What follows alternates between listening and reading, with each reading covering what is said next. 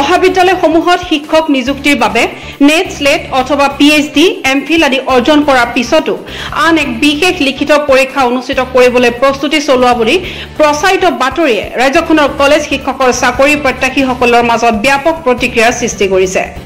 ইয়াৰ অংশ হিচাপে আজি ডিফুত অসম বিশ্ববিদ্যালয়ৰ ডিফু চৌহদত গৱেষক ছাত্ৰ ছাত্ৰীসকলে শিক্ষা বিভাগৰ এনে সিদ্ধান্তৰ বিৰুদ্ধে প্ৰতিবাদ সাব্যস্ত কৰে। প্ৰতিবাদকাৰীসকলে হাতে হাতে আমি কলেজ শিক্ষক নিযুক্তিৰ বাবে প্ৰস্তুত কৰা খচৰাখনৰ সম্পূৰ্ণ বিৰোধিতা কৰিছো। উচ্চ শিক্ষাৰ ক্ষেত্ৰখনত গৱেষণাৰ গুৰুত্বক নস্যাৎ কৰি নেপেলাব। বছৰজোৰা সাধনাৰে লাভ কৰা গৱেষণা কৰ্ম আৰু গৱেষকসকলক মূল্যহীন নকৰিব আদি শ্লোগান সম্বলিত প্লেকাৰ্ড প্ৰদৰ্শন কৰি প্ৰতিবাদ সাব্যস্ত কৰে। প্ৰতিবাদী কাৰ্যসূচীত অংশ লোৱা একাংশ গৱেষক ছাত্ৰই চৰকাৰৰ এনে পদক্ষেপৰ বিৰুদ্ধে ক্ষোভ প্ৰকাশ কৰি কয় যে ৰাষ্ট্ৰীয় শিক্ষানীতি অনুসৰি বিশ্ববিদ্যালয় অনুদান আয়োগ UGCৰ গৱেষণা বিষয়ত ভিত্তি কৰি মহাবিদ্যালয়সমূহত শিক্ষকতা কৰাৰ কথা কোৱা হৈছে যদিও অসম চৰকাৰে ইয়াৰ বিপৰীত স্থিতি গ্ৰহণ কৰা দেখিবলৈ পোৱা গৈছে। শিক্ষা বিভাগৰ নতুন সিলেবাছত এমফিল তথা PhD কৰাসকলক কোনো মান্যতা প্ৰদান কৰা নাই বুলি অসন্তুষ্টি প্ৰকাশ কৰাৰ লগতে নেট স্লেটৰ দৰে সৰ্বভাৰতীয় পৰ্যায়ৰ পৰীক্ষাত উত্তীৰ্ণ হোৱাৰ পিছত পুনৰ অসম চৰকাৰে আয়োজন কৰা পৰীক্ষাত অৱতীৰ্ণ হোৱাটোৱে এইসকল প্ৰাৰ্থীক নস্যাৎ কৰা বুলি অভিহিত কৰে। স্নাতক মহলাৰ পাঠ্যক্ৰম 3 বছৰীয়া আৰু 4 বছৰীয়া হোৱাৰ প্ৰসংগ উল্লেখ কৰি চতুৰ্থ বৰ্ষত গৱেষণাৰ পাঠ্যক্ৰম অন্তৰ্ভুক্ত কৰা হৈছে যদিও শিক্ষক নিযুক্তিৰ ক্ষেত্ৰত গৱেষণাৰ বিষয়টোক যদি নস্যাৎ কৰা হয় তেন্তে চতুৰ্থ বৰ্ষৰ এইসকল শিক্ষাৰ্থীক কোনে পাঠদান কৰিব বুলিও প্ৰশ্ন উত্থাপন কৰে।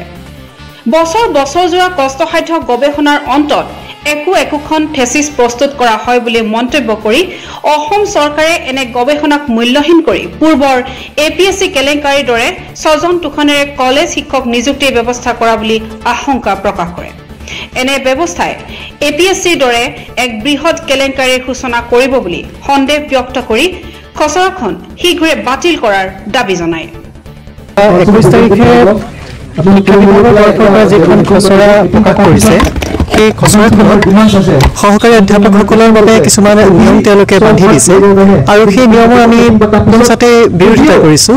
বিৰোধিতা কৰাৰ কাৰণ এইটোৱেই যে NEP 2020 মতে UGCয়ে যিখন গৱেষণাৰ বিষয়ত তেওঁলোকে ভিত্তি কৰি মহাবিদ্যালয়সমূহত শিক্ষাদান কৰাৰ কথা কৈছে, কিন্তু অসম চৰকাৰে তাৰ যেন পোনপটীয়াভাৱে তেওঁলোকে বিৰোধিতা কৰিছে সেয়াহে আমি পৰিলক্ষিত হৈছোঁ। কাৰণ তেওঁলোকে কৈছে যে যিখন চিলেবাছ তেওঁলোকে প্ৰদান কৰিছে সেই চিলেবাছখনত কিন্তু গৱেষণাধৰ্মী বা PhD এমফিল কৰাসকলৰ কাৰণে কোনো ধৰণৰ মান্যতা দিয়া হোৱা নাই। আৰু আমি এইটো কথাই ক'ব বিচাৰিছোঁ যে এজন সহকাৰী অধ্যাপক হ'বৰ কাৰণে নেট স্লেট পাছ কৰাৰ পিছত এটা সৰ্বভাৰতীয় ৰাষ্ট্ৰীয় পৰ্যায়ৰ যেতিয়া পৰীক্ষা পাছ কৰি আহে তাৰপিছত আকৌ পুনৰবাৰ অসম চৰকাৰৰ দ্বাৰা পতা এটা পৰীক্ষাত উত্তীৰ্ণ হোৱাৰ কথাটো সেয়া মানে তেওঁলোকে কি ক'ব বিচাৰিছে যে আমাৰ সেই ৰাষ্ট্ৰীয় পৰ্যায়ৰ পৰীক্ষাটো কি আমি সন্দেহৰ আৱৰ্তত আছোঁ নেকি?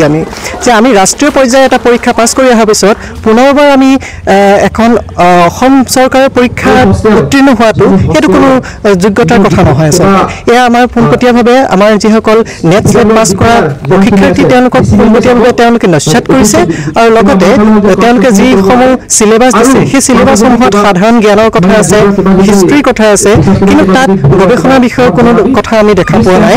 গতিকে এই বিষয়টোৱে NEP 2020 সম্পূৰ্ণভাৱে নস্যাৎ কৰিছে আৰু গৱেষণাধৰ্মিতাৰ বিষয়টো যিহেতু মহাবিদ্যালয়ত এতিয়া 3 বছৰীয়া আৰু 4 বছৰীয়া পাঠ্যক্ৰম কৰা হৈছে। 3 বছৰ যিসকলে পঢ়িব তেওঁলোকে ডিপ্ল'মা পাব আৰু তাৰ চতুৰ্থ বছৰটো হৈছে গৱেষণাৰ বিষয়। এতিয়া যদি গৱেষকসকলক যদি তেওঁলোকে নস্যাৎ কৰে, তেওঁলোকক যদি কোনো ধৰণৰ মান্যতা প্ৰদান নকৰে তেন্তে সেই চতুৰ্থ বছৰটো কোনে পঢ়াব? তেওঁলোকে ইতিমধ্যে আমাৰ আগৰ বক্তাই কৈছে কথাখিনি যে কোনো কাৰণত আমি এটা ৰাষ্ট্ৰীয় পৰ্যায়ৰ পৰীক্ষা পাছ কৰাৰ পিছত আকৌ পৰীক্ষা দিয়াৰ কাৰণে আমি কোনো কাৰণত তাত সহমত নহয়। আৰু দ্বিতীয় কথা হৈছে আপোনালোকে চাব যে এখন ৰিচাৰ্চ পেপাৰ পাব্লিছ কৰিবলৈ যাওঁতে একোজন ৰিচাৰ্চাৰে কিমানখিনি কষ্ট কৰে। ইয়াৰ আগত যিখন আমাৰ উচ্চ শিক্ষা আয়োগে এখন UGCয়ে এখন নীতি দি থৈছে সেই নীতিত 25 নম্বৰলৈকে PhDৰ নম্বৰ দিয়া আছে, কিন্তু তাৰ পাছত তেওঁলোকে PhD সম্পূৰ্ণৰূপে নস্যাৎ কৰিছে। আমি বছৰ ধৰি কষ্টসাধ্য গৱেষণাৰ অন্তত এখন থেচিছ উলিয়াওঁ আৰু সেই থেচিছ তেওঁলোকে কোনো মূল্যহীন কৰি পেলাইছে। আপোনালোকে চাব এটা কথা যে অসম চৰকাৰে পূৰ্বতে আগৰ চৰকাৰে যি ধৰণে APSC এটা ডাঙৰ কেলেংকাৰী হৈছিলে, এই পৰীক্ষাটো এটা কেলেংকাৰীৰ সম্পূৰ্ণৰূপে স্বজন পোষণৰ মাধ্যমেৰে এছিষ্টেণ্ট প্ৰফেচাৰ নিযুক্তি দিয়াৰ কাৰণে তেওঁলোকে ব্যৱস্থা কৰিছে আৰু ই APSCৰ নিচিনা দ্বিতীয় এটা বৃহৎ ভয়ংকৰ কেলেংকাৰী আনিব আৰু সেই কাৰণে আমি এই পৰীক্ষা ব্যৱস্থাটো সম্পূৰ্ণৰূপে নস্যাৎ কৰিছোঁ আৰু এইখন যিখন ড্ৰাফ্ট এই ড্ৰাফ্টখন সম্পূৰ্ণৰূপে উঠাই ল'বলৈ কৈছোঁ। ডিফুৰ পৰা ছাইদুল ইছলামৰ ৰিপৰ্ট, আছাম টাইমছ পোষ্ট।